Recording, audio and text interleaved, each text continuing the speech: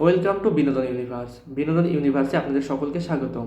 আপনারা যে যেখান থেকে দেখছেন আশা করি সবাই ভালো আছেন। তো বেশি কথা না বলে মূল ভিডিওতে চলে যায়।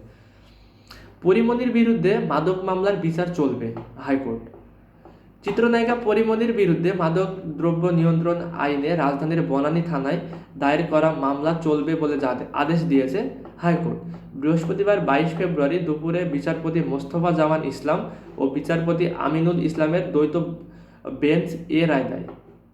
আদালতে বলেন, পরিমণির বাসা থেকে আইস ও এলএসডি মাদক পাওয়া গেছে। সে বিষয়টি বিচারিক আদালতে সাক্ষ্য প্রমাণের মাধ্যমে নির্ধারিত হবে।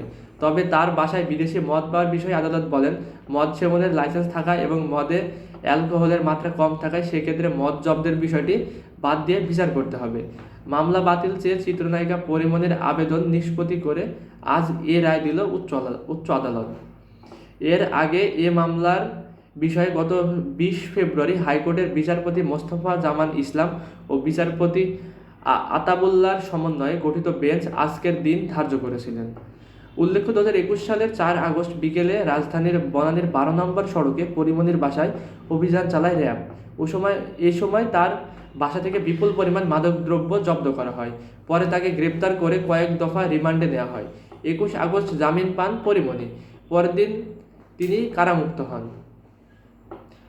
পরে 2021 সালের 4 অক্টোবর মামলার তদন্ত কর্মকর্তা সিআইডি পুলিশের পরিদর্শক কাজী গোলাম মোস্তফা পরিমণি সহ 3 জনের বিরুদ্ধে চার্জশিট জমা দেন।